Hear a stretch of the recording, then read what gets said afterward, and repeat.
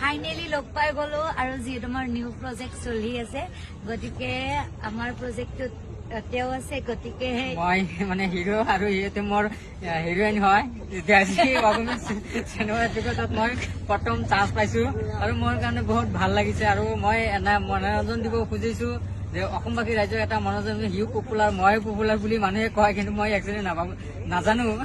কিন্তু আজি ভাগ্য ভাল যে দুজনী আমাৰ একেলগে পৰিছে আজি গোটেইখিনি কৰিছো এতিয়ালৈকে শেষ কৰিব হোৱা নাই ৰাতি হৈ গ'ল প্ৰায় 7টা পাৰ হৈ গ'ল এতিয়ালৈকে আমি মানে আমাৰ শ্বুটটো এতিয়া শেষ হোৱা নাই গতিকে